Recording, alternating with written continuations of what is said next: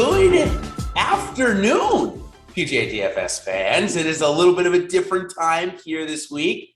Sorry for the time change to you all, but the NBA finals are going on, or conference finals, I should say. And with them locking right around the normal time we've got bumped up to this time, 4:30. So a little bit of afternoon golf for you here, as I'm joined by my co-host, Ben Rasa. And we're going to break down the the Charles Schwab Challenge, not the Jordan Spieth Challenge, although it might be named after that if he goes out and wins again this week. He's got a pretty stellar record here, and I'm going to ask Ben what he's going to be doing with that stellar record and high ownership here this week, whether he's going to be going to him or others. But before we get into that, we are going to go into our waves, weathers, and withdraws. Going to make sure you guys are looking at any weather edges that we might have. Make sure you don't roster any withdraws, of course, as we just had a new one again this morning when I woke up, and a couple more things. So let's start off with that, Ben. Bryson DeChambeau, no surprise. He was here practicing, but not going to give it a go this week. Might be a little bit of time before we see him again, or maybe it'll be in a couple of weeks in London at the Live Golf Tour. One never knows. You never know. Yeah, him and Bubba got to get healthy for that tour, but looks like I really thought that there would be a handful of withdraws for guys that committed to this and then had major showings last week, whether that's Justin Thomas or Mito, but credit to them and Will Z. All of them say they're playing as far as I know. So looks like we've got a pretty strong field, and this is a tournament. We're going to get into the course. We see the same, the sponsor changes, but this is the same course each and every year for decades. So that part's good. And I got to ask you, I don't see a huge weather. Last week, the weather was a hot topic. This week, I don't see a major factor. No, I don't either. I think the only discrepancy that we're seeing right now is that Thursday afternoon, it looks like the wind could pick up to maybe a max of 20 miles per hour. Again, that's only 20. So this is where we're going to turn into our new weather splits tool, which again had the stroke average through 2 rounds at about a 1.6 advantage for the early late last week. So it did exactly what we kind of set out to do with the tool. So again, make sure you're checking that, but it looks like we're only going to get about a maybe at most been a quarter of a stroke this week. It's a big sliding scale. How this works is, of course, the more miles per hour you go up, the stronger the advantage is. I mean, I think that's probably saying the obvious. Captain Obvious is here today with you, Ben, in case you didn't know. But regardless, check out that tool. That'll tell you the best advantages any player has.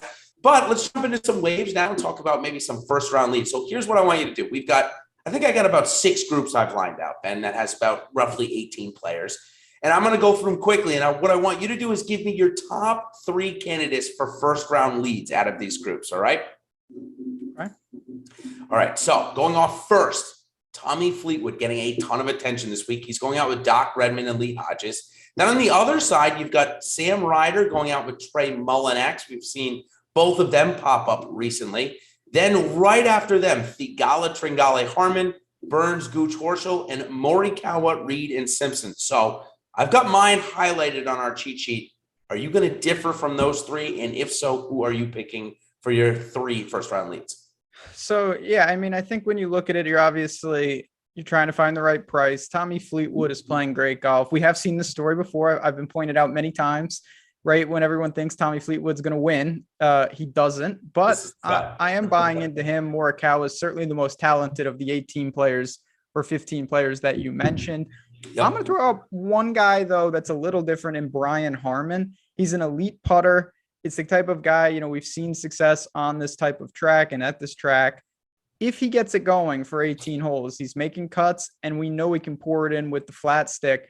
I don't think that's the craziest. So I want to target some of these early groups. Certainly Fleetwood is a guy that I think a lot of people are going to target, whether it's showdown or first round leader. And I agree with that. But Brian Harmon's a guy that I think could have a quick start tomorrow.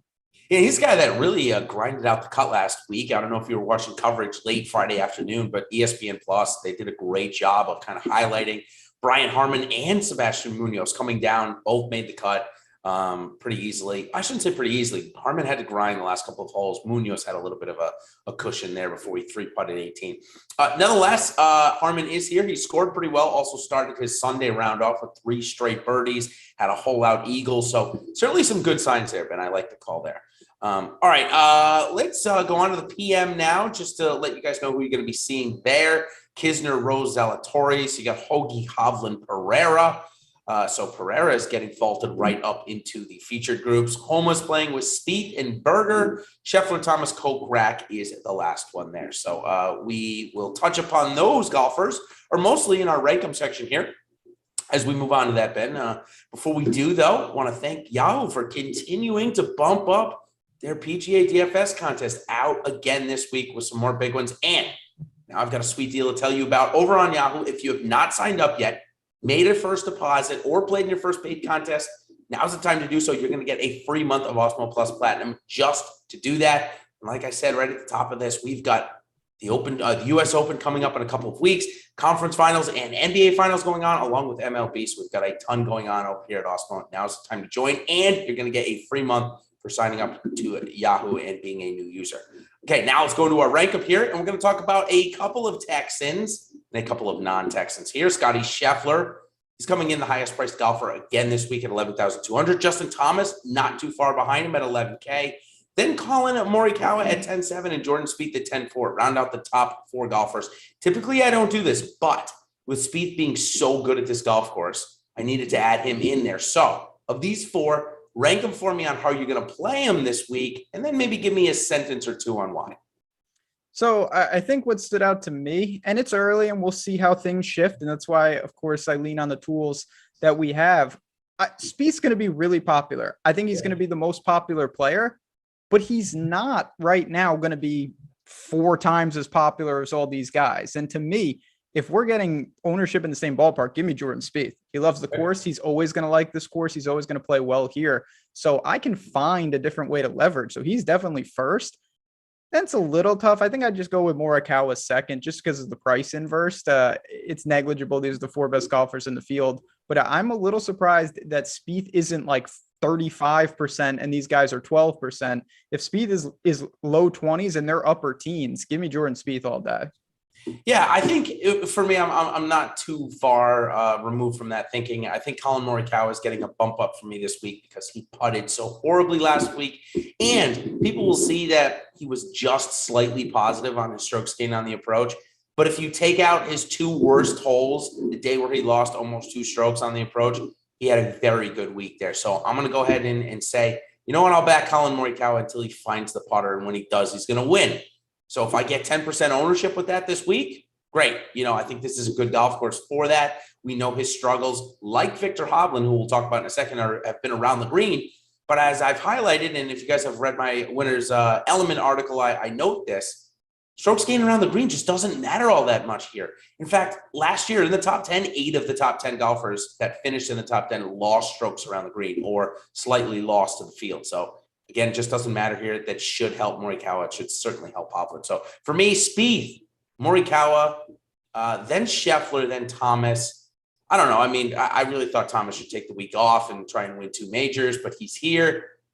I don't know. It seems like he put a lot into it. Maybe I'm reading too much into mental fatigue. I know there's no strokes gained fatigue, but I would put Justin Thomas up in that category if you and I are going to create one. So I'd rather just pay for somebody who might be a little more hungry, Scotty Scheffler, who's coming off a missed cut. All right, let's go into our second one here, where we are going to talk about Viktor Hovland. We're also going to talk about Will Zalatoris, and we're going to talk about Tommy Fleetwood instead. This is where I throw you a little curveball. I call these guys my top contenders. Everybody, like you said, maybe not everybody, but a lot of people in this industry are liking Tommy Fleetwood to try and break through this week. So put it up against Viktor Hovland and Will Zalatoris. Are you just taking the salary savings, or is this a product of Viktor Hovland and Zalatoris are much closer than Fleetwood in reality? So I do think they are closer, but as you mentioned, it's not just best available. We're talking about 2 different salary ranges. Tommy Fleetwood could be your 3rd man in on a lineup, and these other guys are probably your first, or they're going to be an aggressive 2nd man in. I do really like Hovland. I bet him at 20-1. I've talked about this before, but some of these elite drivers of the ball, you think, okay, we'll get them on a course that's 8,000 yards and they'll lean on the driver. That's not always the case. And look at Hovland. He's a double winner at Mayakoba. He's won in Puerto Rico. He likes these technical tracks, top 3 at Valspar. I think it actually forces him to club down. He has a lot of short irons in. And you mentioned around the green's not going to be the factor. That's probably the biggest bump you could say for a guy like Hovland. So I like Fleetwood a lot, but I really like Viktor Hovland up top as well. Me too. It sounds like our cards are rounding out to be pretty identical It's here. Could be bad. Could get dangerous. typically means run for the hills, everybody. Let's see if it'll go differently for us this week, Ben. Zalatoris, he may be number 2 in strokes gained mental fatigue this week, as losing to Justin Thomas was tough. He probably should have won the tournament. Maybe Mito Pereira should have really won. Nonetheless, Zalatoris is here on the verge of his first PGA Tour win. Will it come this week? And it sounds like you're not going to play him over the other 2 guys ranked here, though. No, I'm not. And listen, he's a great player. I do think going into this, if I had my choice, I would much rather have my guy come in like 40th and not really expend a ton of energy if they're an elite player, whereas he lost in a playoff. The thing that I'm a little dissuaded by is that Zalatoris had the week that everyone envisioned him winning. He gained 4.5 strokes putting and another 2.5 around the green. That's the explosive outlier week. He's going to have to repeat that. That seems very unlikely to me. The ball striking will be there, but at the PGA, he flipped the putter. That was the first time he's gained in 3 months with the putter. So to me, give me Hovland and Fleetwood over Wilsey. Yeah, I think I'm there with you. I'm not going to lie. So let's move on to our low-owned studs, because most of the golfers we've talked about have at least 15% ownership. Again, check our ownership projections to confirm, except for Morikawa, which I highlighted. So now I'm going to talk about a couple low-owned guys to pair them up with. Abraham Answer coming in at 9,300. Daniel Berger coming in at 9,000, seemingly going totally opposite ways. And I threw in one more name there because this guy used to be priced basically identical to the first 2, and it's Ricky Fowler. Now, he showed a couple of signs at the PGA Championship. So out of these 3 low-owned guys, who's the first one you're rostering?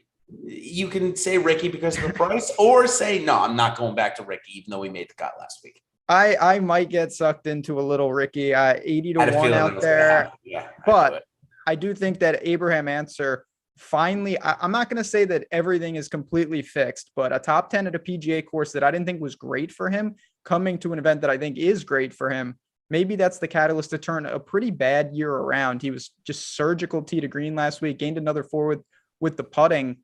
I think that Answer's price makes a lot of sense. I do like Sanjay, but he's going to be pretty popular in that range. So I'll go with Answer. Ricky's going to be sub 5%.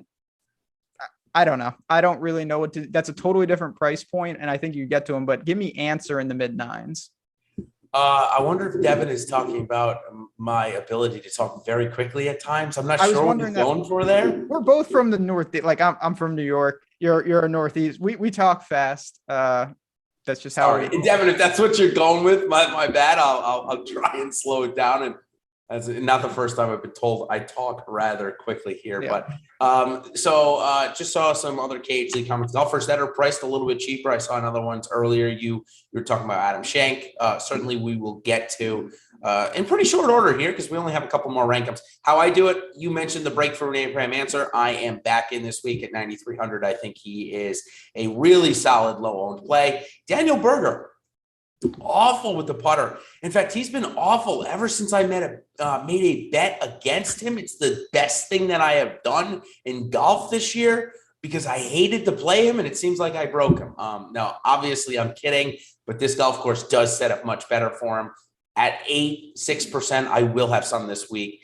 Then we go to Ricky. Yeah, he's in my 5 to 11% bucket, Ben. I'm going to play him. He's showing signs, and he's making cuts at least, so I don't think he harms you all that much. If he does make the cut at priced at 7,200 this week. So can't hate on it too much. Now let's go to the opposite side. High owned 8K. I think Mito Pereira, I don't think he's going to run out of gamers or backers this week. Davis Riley continues to get it done. So ownership will start to flow there. Jason Kokrak's last 2 years at this golf course has been unbelievable, first and third. So I'm sure plenty of gamers will go to him. So where do you rank the 3 high owned guys? Maybe you're fading all 3. I may come in under on all 3. Yeah. So Kokrak, he has really played well here. That's honestly an understatement, but everything is clicked. He's gained 5 strokes or more putting in both. He's played this event before that and he didn't have a ton of success. So you've got that. Davis Riley is a guy that I don't know what to do with. He's all over the map. He's been playing fantastic the last 3 weeks, but I can't pinpoint what he's doing. Tee to green now is immaculate. The putter at times is ridiculous, but it's never all together. So big range of outcomes. And then you want to do our new invention, strokes gain mental fatigue. I mean, I don't know what it's going to do, but I find it hard to believe that there's no effect from being 1 hole away and not even getting into the playoff. So Mito can play well. There's no doubt. I do think there's a chance, though, that there's a hangover effect from just a near historic win that did not end well. No, it certainly didn't. It'll be talked about, in the golfing world for quite some time. Maybe, not for him. That was pretty bad. But yeah, it was. It was pretty poor. It was the worst swing he made all week. It was pretty clear that it was the worst swing. I mean, it looked awful. So I'll take the under on all of them this week, Ben. I'm not I'm fading, have 0, but I'm definitely under the projected on all of them. I think there are better options. I would rather play the chalkier Tommy Fleetwood. I'd rather go up and get Daniel Berger or Abraham Answer. So that's where I lie. Quickly, other studs that we didn't mention, Sam Burns and Max Homa. I'm under on both of them as well this week. But Sungjae Im is probably the most interesting story because he didn't play last week because he couldn't. He wasn't allowed to. Now at 9,200, if he's playing his best golf, which we don't know if he is because he hasn't played in a couple of weeks, this could be a steal of a price. So what are you doing with Sungjae Im and the other two here this week? I like Sungjae Im. I really like that range in general. We already talked about Answer Finau's there. But Sungjae, he gains in all 4 categories. He didn't play last week because he couldn't. I kind of feel there's an out of sight, out of mind. He's still going to garner some ownership. There's no doubt about it. But for me, he's definitely an interesting target in that range. Homa is just a top 20 machine right now. Burns is the tricky one. He's an interesting starting point because I think most people are going to pay up. But the biggest problem I have is that he's so good with the putter, but the majority of it really is Bermuda splits. And I don't know what happens to him if he doesn't gain 3, 4, 5 strokes putting. So I get it, but for me, not a priority. Yep, I'm there with you. So Devin clarified it's my high level of energy. I told him come back for the major if he thinks this is big. I got no energy. I feel like this is pretty tame here for me today. So definitely come back for the U.S. Open. You'll see a whole nother level of energy that I've got. I feel like my 4-year-old during major championships, going to be honest with you, the endless amount of energy. All right. I think that'll do it there for the Rankum section here. I think we can move on to make the cut. But before we do, I know we talked about a free month of Awesemo Plus Platinum if you play over on Yahoo. But if you don't play over on Yahoo, or you already have, I should say, and you want to check in on some of our free premium tools and data, well, I'm going to tell you about a couple of them that we've got going on. And typically, because we're doing this at 8 o'clock, man, I don't even get to talk about it that much because most of the slates have locked, but today we do. So NBA player projections, those are free today. For MLB, the main slate ownership projections. For PGA, top golfers. And for NHL, top stacks. So a good amount there of free premium tools and data that we have going on today. So check those out. Of course, part of our Awesemo Plus package. Now, we're going to go on and make the cut here. Going to talk about a couple of other golfers in the mid-range that we either think are going to play all 4 days or don't think they will. And Gary Woodland is a name that continues to pop up. He had it going for a good amount of time last week. Didn't end up finishing all that well, but at 7,900, I think he probably plays all 4 days. How about you? I would agree. And this is a guy that, I looked at him, then I looked at our tools, everything checked out. The pro plays, another premium ad where you can kind of get some insight into what some of us are doing. I think that Gary Woodland is trending upward. The results haven't been consistent. There's no doubt about it, but I think enough is there. And he's another guy. He seems to thrive when he's not forced to be aggressive off the tee. And I think this is the type of setup we see the best version of Gary Woodland. Yeah, I'm not opposed to it at all. Harold Varner, 7,800. I liked him a lot last week. Ended up scoring rather well. Didn't finish all that well. I don't like him as much this week. Maybe it has a little to do with price. Whereas, there's a lot of guys below 7,000 that I'm used to playing that are at those prices. So I think it's almost moving me out of this range, moving me into a 2 or 3 stud build in most of my lineups. So Varner's getting a little bit squeezed. I don't have 0, but I don't have a core play like he was last week. I think it is an opportunity. Honestly, look at it. Devin Davis, again, on the money. I was just about to say that. The mid 7s to the high 7s is just loaded with chalk. And it's not that I don't like Varner. I think he makes the weekend. And I think he's a fine play. But when you click his name, you're clicking it over potentially Woodland, Harmon, Munoz, Kirk, guys that I think warrant a lot of consideration. So I like Varner. It's just not the overwhelming priority for me this week. Yeah. Let me ask you then about a guy that really for me has been, I feel, over-owned for a month at least. Maybe not 2 months, but a month. Is the cheapest price he's been in that month. And yet his ownership doesn't look to be as high. I'm talking about Maverick McNeely. So can I just fade all of those mid to high sevens that are going to be expensive and go get McNeely, who's now, again, he's going to be over 10%, but I think the lowest out of the last couple of months. Cut maker, mega talent. I'm a little surprised that he's not garnering more ownership. I mean, he didn't do anything last week, but he's still finding cuts based all year. He has not let anybody down in any capacity. He can get crazy hot. There is another guy at his exact same price tag that I have a lot of interest in. That would be CT Pan. I don't know if he's healthy. I assume he is. I'm under the impression that all systems go for CT Pan, but you have a lot of options in the mid sevens. Yeah, so CT Pan, I know that there's obviously a little bit going on around with him a couple of weeks ago where I got into a conversation with him. Yeah, so I got into a conversation, wanted to know when he withdrew and why. I didn't really care why he withdrew, just when he responded, and kind of shed some light on what's been going on with the PGA Tour and reporting and getting it to us gamers. Regardless, it sounds like something's going to happen because Matthew Kalish also got Robbins got involved from DraftKings and was like, hey, we're looking into a solution here for this withdrawal problem. Regardless, CT Pan did respond and say that he just had a medical issue, nothing injury related. And I don't even know if it was about him. I think it might have even been a family member. So I'm not concerned about an injury there. I think if you want to play Pan this week, you certainly can. I think I like McNeely over him. Cam Tringale is also right there, Ben. So who doesn't make the cut out of those three? Let's do that. Tough. I'm going to say it's Tringale. And he's a cut maker too. He lost it a little bit and then he's found it, and the irons have done it. 7 straight positive on the approach, nice. 3 straight positive with the putter. That's a little atypical.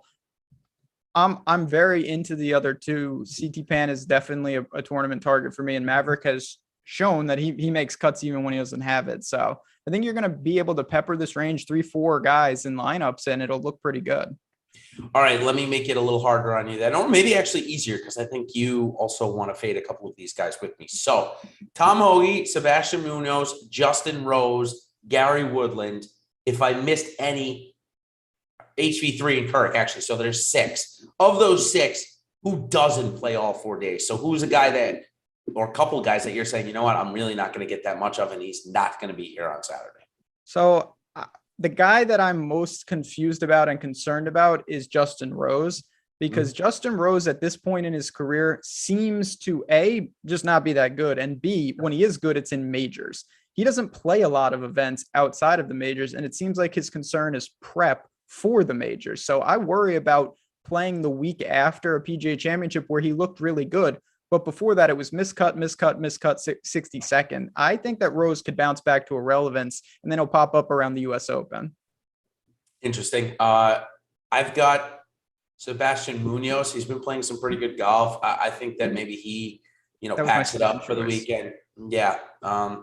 We just haven't seen consistency from him throughout his entire career. That says to me that, high level golf can continue. So I'll say Munoz misses the cut. Chris Kirk is another guy that he put in a big time finish last week. I think he's another guy that could be packing up early. So those are the 2 names that I'll say in that range. As we move down a little bit, the salary board, talk about Christian Bezuidenhout, who's turning into a bit of a boomer bust, Ben. And I don't really like that from a guy that typically we can rely on to play all 4 days. So does he continue that? And if so, is it the boom or is it the bust this week? So it's a little confusing because Bez was in 2021 was like, he was like Maverick. He's going to make the cut. He's going to make some birdies. He's an elite putter.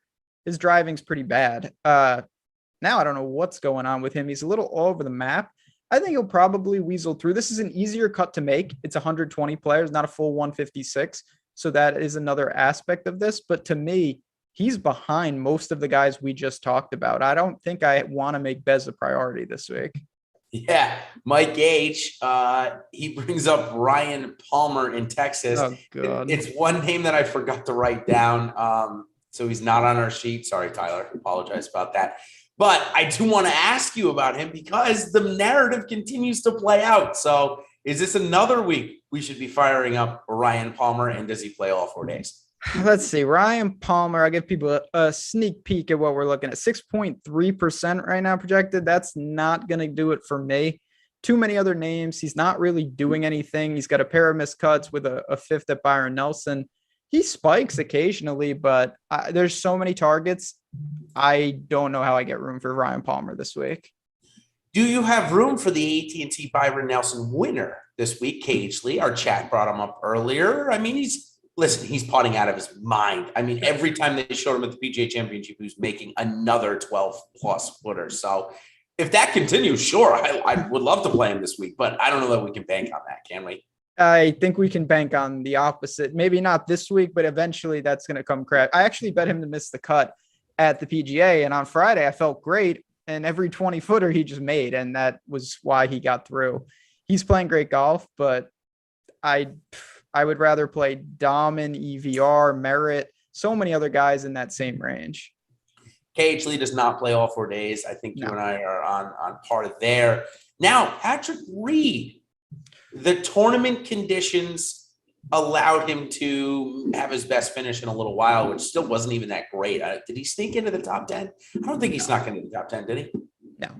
I don't know where he finished, but it wasn't in the top 10. Maybe he did. I don't know. Let me say.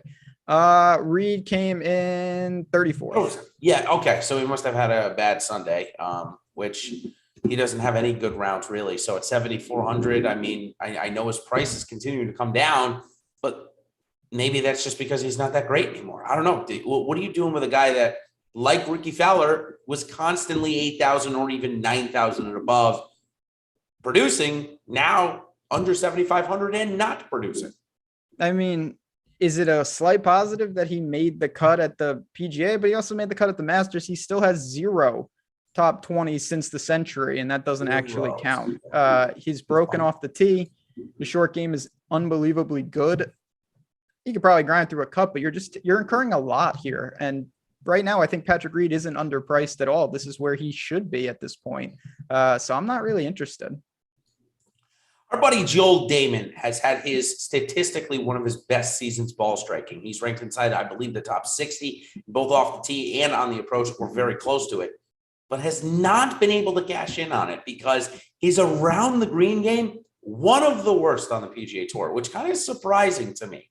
Hasn't had a top 10 since the AT&T Pebble Beach, but when he's ball striking well and playing well, 2 top 20s at this golf course in the last 4 years. So are we going to get Damon to finally cash in on some of that good ball striking we've seen on a course that, again, around the green doesn't matter as much?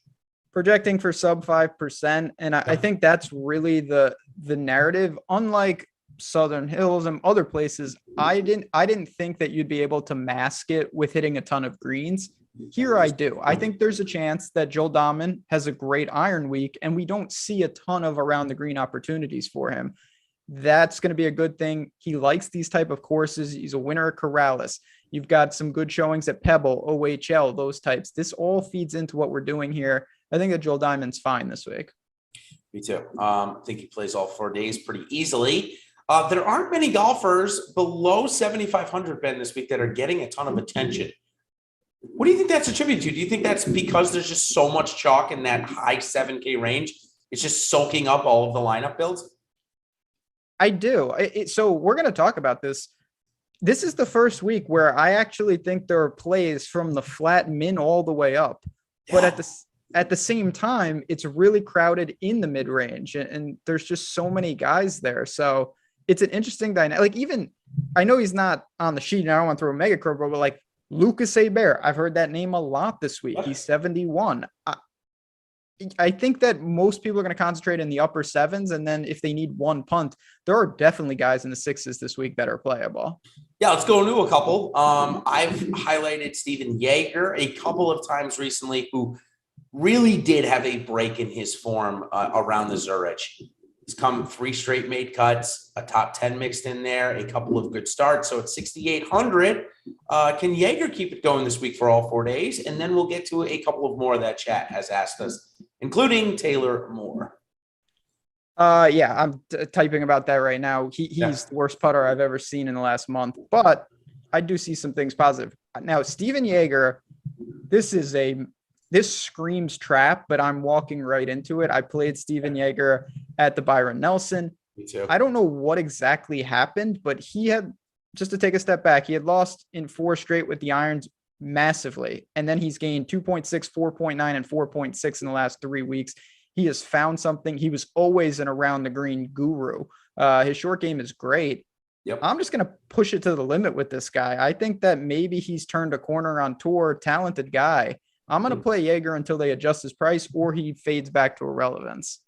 Agreed. And listen, just because a tour player, and you kind of alluded to this, was really bad at something for a considerable amount of time, sometimes it's just one little piece of advice he gets from his coach that's like, oh, I got to swing more out than in or more in than out. And something like that can change. I can tell you from my very, very small amount of being okay at the game of golf, my iron play has gotten so much better because I got one little tip to start my swing a little differently, and my ball striking's gotten better. So I can only imagine that when you get to be as good as Steven Yeager and something like that happens, it can click. So again, I'm totally with you. I'm not going to fade him at 6,800 playing good golf in a 120-man field, especially, with that on top of it.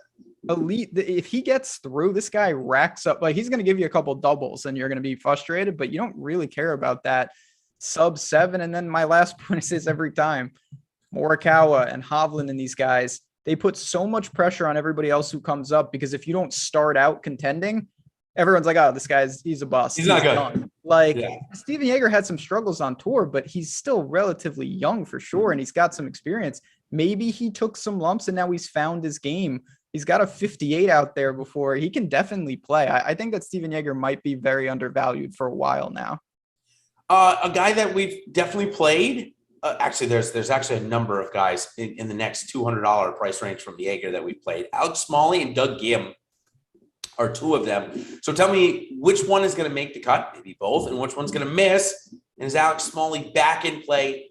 Total boomer bust. I think Gim gives more consistency. So that would be my answer. Gim makes, Smalley misses, but Smalley has shown more upside. So maybe you're rostering both, Ben, or maybe you're going to avoid both this week. It would be Doug Gim for me. This is another guy. I think he fits what we're just talking about. We know he's got some talent and he's flashed it. It may be taking a little longer than some would want. He's also lost strokes putting an 8 of 9. It's hard to have a lot of upside when you do that. So if he can fix that a little bit, I think we could be looking at something pretty solid here. 6,700, not a popular name, even relative for the range. You're not going to get more than 5% on any of these guys. So I have no problem if you want to be different from Yeager. Doug Gim's in the conversation. Totally agree. So the fact that it's only a 120-man field and we're already in the 6s, we are going to get to a lot of golfers. Just to let you know, we are out of here at 5:25 to give away for our MLB Live Before Lock with E10 and Neil. They're going to be breaking down a pretty large slate tonight for MLB. After them, of course, we've got the NBA Conference Finals. We got my Celtics going tonight. Is that who's playing? Celtics Heat, big time game. And maybe game 5, there's some right? COVID issues. We're going to find out. You're going to want to watch that show because there's a lot of unknowns on the Miami side. Big time game. It's going to stay close. Every game's been a blowout. This is going to be a barn burner. I can feel it. What's going on with that, dude? I don't know. Every game's 30 points. I turned on the game the other day and it was 21-4. And that wasn't good. As someone who backed the Heat in that game, not great, Bob. I think this one stays close though. Okay, I like it. And of course, turn in more on the Live Before Lock show, talk about showdown lineups and so much more. Speaking of showdown lineups now, I actually like this guy for a week long. He's made 6 straight cuts. No idea why he's priced at $6,500 this week. In fact, he's pretty darn close to a core play for me, dude. It's Sahith Theegala. Why is he priced this low? I've seen nothing wrong with him. We've got a top 10 in those 6 starts. He's starting to find it. He's got an immense amount of talent. No chance I'm fading him this week. Again, extreme talent. I think that he certainly belongs in the conversation to allocate some of those shares. The price is right. He's shown he can do it. I don't know. Maybe this is just me in chat. Feel free to chime in here. I feel like this week pricing is wildly inefficient. Like if some of these guys feel $1,000 either overpriced or underpriced, and Theegala is one of those guys. If he was in the mid 7s, I wouldn't be like, wow, he's overpriced. I'd just say like, oh yeah, he might be in play. McNeely in the low 8s, Yeah, like same scenario. Shank is 6K, like 6K flat.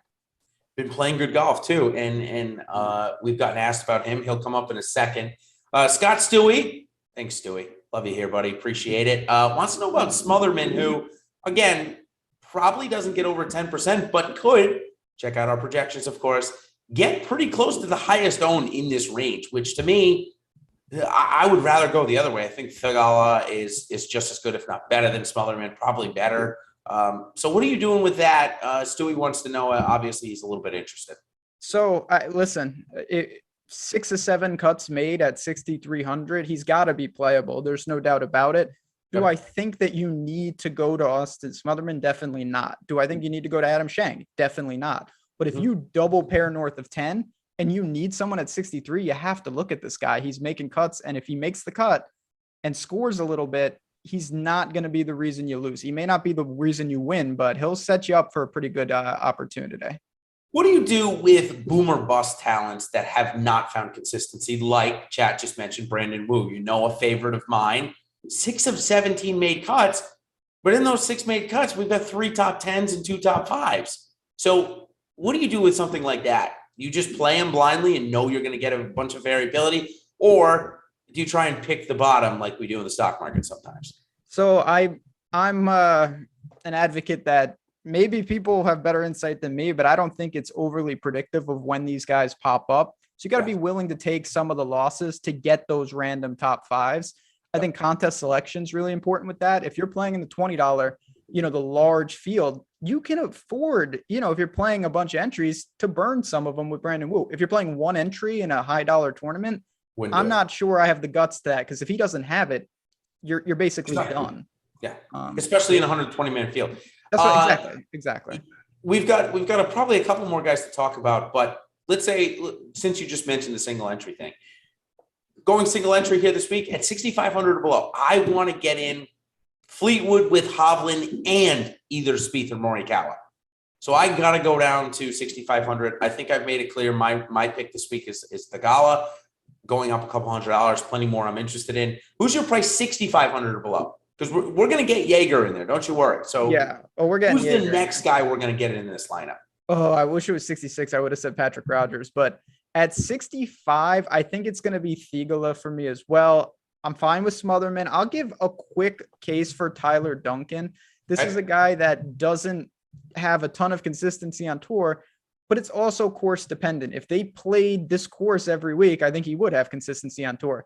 Miscut, then he came in 12th at the Heritage. Miscut at Wells Fargo. Then he came in 59th at the Byron Nelson. When you look at where he makes his cuts, he makes them at tournaments like this. So I think that he's poised to at least get you through the weekend down here. Not everyone, of course, is making this cut.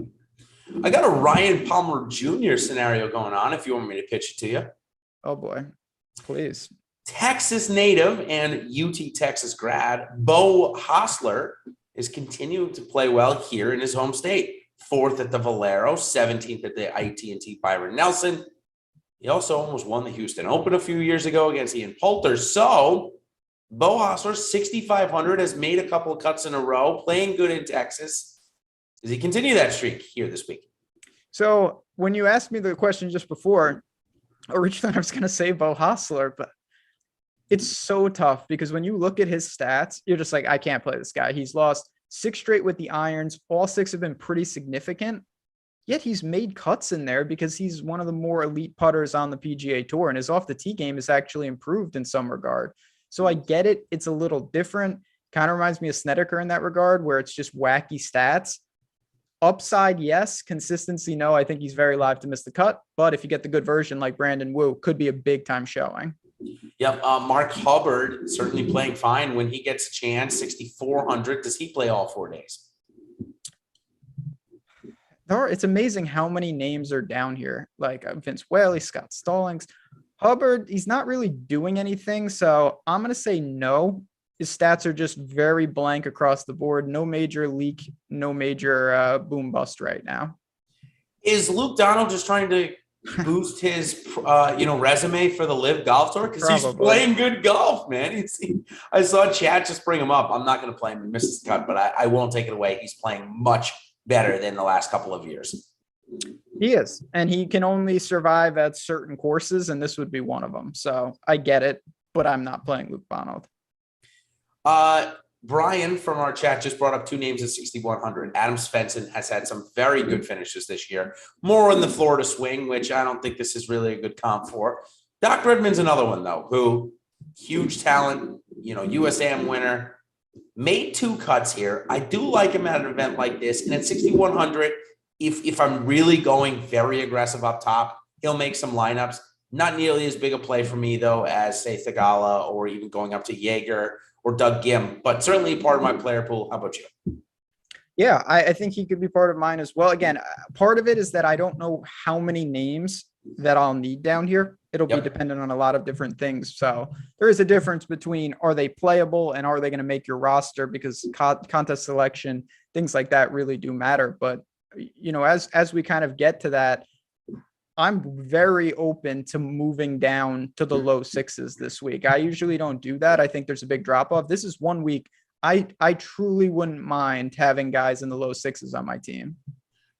So I used to have this thing that in my main lineup, I wouldn't roster 2 golfers below $7,000 because typically when they're priced below 7,000, they have more risk associated with them, and you just don't want to do that. But this week, I'm totally different on that. I think there are so many names down here. I say sometimes that I feel like DraftKings flips price ranges like 7,300 to 7,000 could easily be 6,500 to 6,200 and vice versa this week. It might have happened. Their algorithm did it or what have you. But nonetheless, definitely able to do that. So, all right, let's stay on our path here so that we can get to everything we want to in our show this week. We've got, of course, a couple lineup builds. But next, we're going to talk about our betting card, which I already mentioned, kind of previewed. Ben and I are really kind of in line here this week. We're both starting with Victor Hovland up the top. Just to be clear, Spieth and Morikawa, obviously two of my favorite golfers. I find a way to make plenty of money if they end up winning a golf tournament. They're not a part of my main card, but if they end up getting there, I promise you it'll be a good week for me. But for my main card, it's Hovland at the top at 20-1. He hasn't had a top 10 in quite some time, and I think that his play is really been masked by bad around the green stuff. It'll clear up here this week. I like starting with him. I like starting with Abe Answer. I think he is due for a breakthrough. And then Tommy Fleetwood. I'm not going to miss the breakthrough, Ben. I can't do it. So those are my 3 mains. And then the long shots, no surprise, it's Thagala and Hostler. But like you said, I'd rather bet Hostler than play him in DFS, I think, because his miscut equity is so live. So for you, anybody else up top that you're joining me? I think Fleetwood, right? If I'm not mistaken. Definitely on Fleetwood. Yeah, and certainly if you want my full card, and if you guys don't know, OddsShopper YouTube, our separate channel where we've got a ton of betting takes from PGA to NBA to NHL, everything that you want. A lot of great content over there. I'm not missing Tommy Fleetwood week. I can't do that. I'm going to make a case, though, for CT Pan at 100-1. CT Pan is a winner on tour. This is a guy that seems to have a theme in terms of what type of tracks that he likes.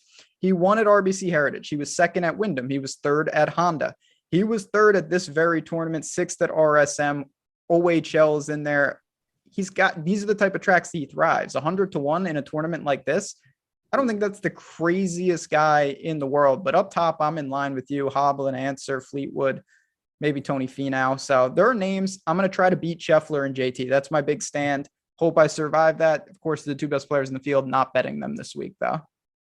Yeah, I'm with you there. I'm looking at our hot takes thing, and I've got some pretty fun ones here this week. But before we get onto that, of course, like we said, for more betting takes, check out our OddsShopper channel. Look at that on the screen. Tyler, way to be on top of it. Good looks. Thanks, Tyler. We love that. Love it, bro. All right, let's move on to our lineup builds. Speaking of that, Tyler, I'm going to maybe put you to the test here again for just a quick second. Because we're going to build 3 of them this week. I think we have time, Ben. So let's do the first one. I'm going to build contrary. I already mentioned that there are plenty of quality options above 10K, but I want to say that this is going to be the week where a 9,300 guy wins it in the name of Abraham Answer. And all of the 10K guys end up either their best finish is a top, tied for 10th or something like that. So if we're not putting a guy above 10K in, are you starting with Answer or are you starting somewhere else? Because Answer is going to have to be in the lineup for me. Yeah, we can do that. So I think one of the interesting builds, if that's what you want to do, is actually you could double or even triple up, like Answer Sunjay 1-2. They're right next to each other. Yep. I like both of them. So you've got 93 and 9,200 there. We can do anything. We could even take, a guy right next to them. We could put Fleetwood with them. There's a million different options. Here's what I do. I really like the start of this because Answer, again, we already talked about, likely to be low owned. Throw in Fleetwood, we get that win equity. If you are worried about Sunjay, here's where I'd say you can choose the one of two off that Ben and I talked about. You could go down to Daniel Berger and continue that low owned kind of stud approach there. Then you're going to be left with about 7,500 per player. And this is where I'd click Maverick McNeely's name easily. I'd have no problem with it. Again, I think he's underpriced this week. So then we throw in maybe somebody at 7,200, 71. So for you, Cam Davis, Aaron Rye, Joel Damon, Lucas Hebert, we've talked about. Of those four, who are you clicking to be in this lineup? Yeah, so a ton of options when you get to that range. It's not going to be Hebert. That's too much for me. What do you think? Should we go with Joel? Yeah, the only problem is I'm worried. This is going to leave us in that mega chalk range. So you're going to have to tell me how we're going to differentiate there. So if we go Damon, it leaves us with 8K left. Is there a guy in that range of really, chalky golfers that we should go down to? Is Bez a play here because he's going to get a third of an ownership of all that around him? So you could definitely, certainly if you go to Bez, you're going to have no problems because you'll have $400 left over. And that will absolutely be unique. Yep. I think that you could even get away with leaving like $100 and going to Woodland, something like that. I don't see a big deal with that. You may want to tweak a little bit. And again, using the leverage tool and our projections and our ownership are ways to try to minimize those dupes. But the good thing, it's a blessing and a curse. The upper sevens are loaded with plays. Not everyone can be popular. Somebody's going to get squeezed, but at the same time, there are a lot of options people are interested in. For sure. Again, you can go a lot of variations. If you want to go use the Gala here, you can get up into the, say, Taylor Gooch, Daniel Berger range. We actually didn't even talk about Gooch, by the way, again, I'm fine with. I think he's a decent play this weekend at 8,900. I'd take him over Sam Burns if we had to go one of those two guys.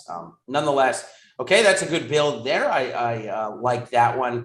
Certainly like those top four guys that we talked about. I think those are a really good stack that you can do a lot of different things with. So like that. Okay, now let's go to the build where we're going to have at least two in the 10K range. If you're going to pick your top two, is it Hovland Spieth? I'm pretty sure, if I'm not mistaken. Yes, definitely. Okay, let's roll Hovland and Spieth out there. Now we've got to get at least one low-owned golfer in here.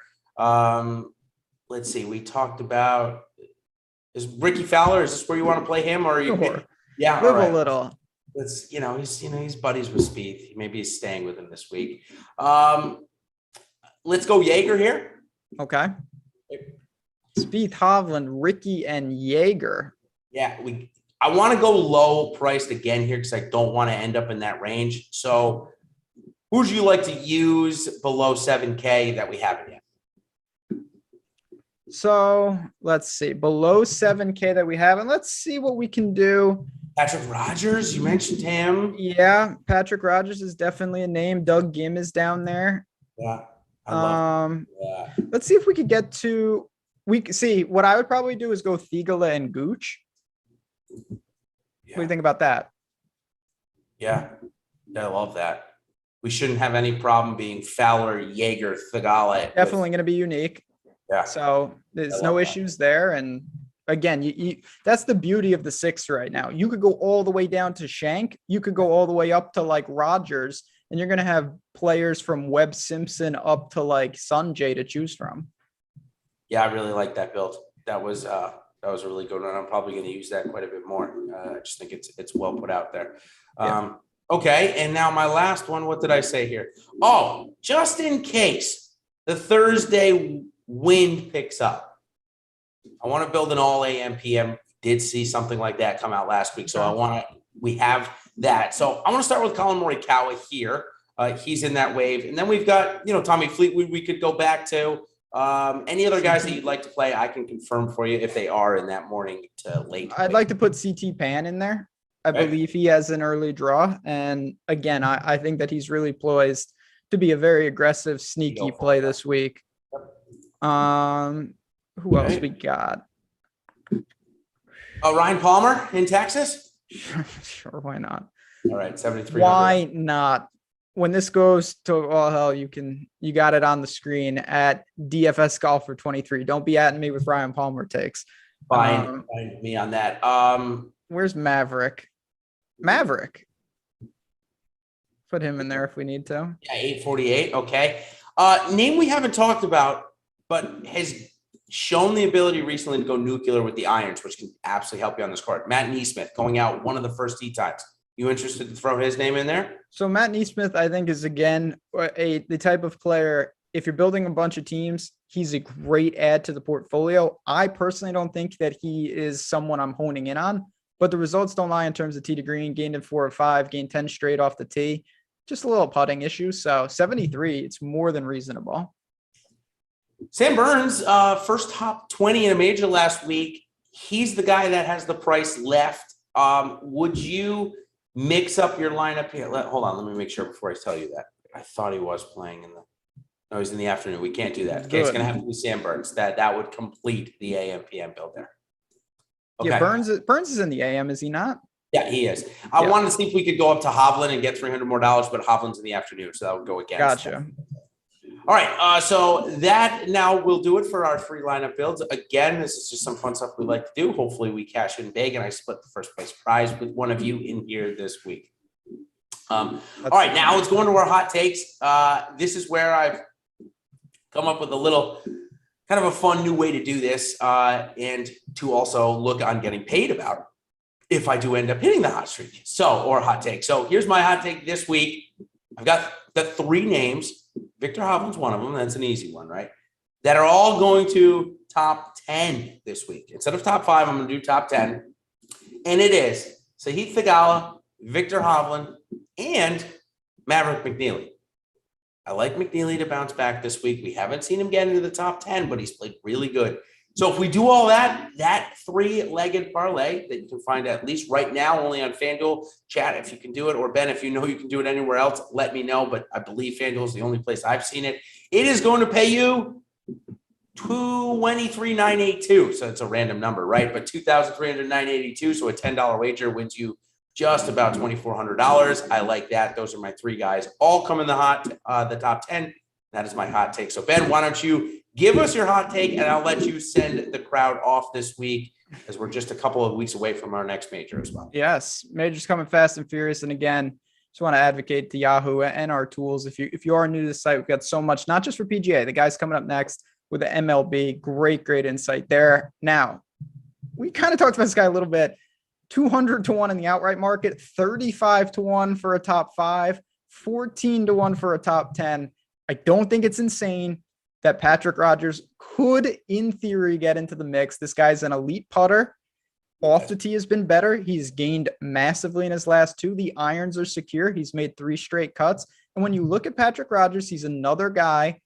I think this is the type of course, if he ever does truly break through, it could be at this type of event. So he's quietly putting together a decent little stretch here. Massive risk. When I say massive, it's absolutely massive. But as a 1%er, 200 to 1, I don't think that's the craziest last man in on the card. Nope. I like that name. Like you said, he's been putting great, and his off the tee work has been superb this year. So, all right, next week we've got the Memorial up, Ben. That is a good tournament and a good course. Yep. I expect a good field. Maybe Patrick Cantlay will finally be in play because it's not a major. And of course, he's good at it. So until then, everybody, good luck this week at the Charles Schwab Challenge, and we will see you on the other side. Cheers. What's wrong with Cantlay, man?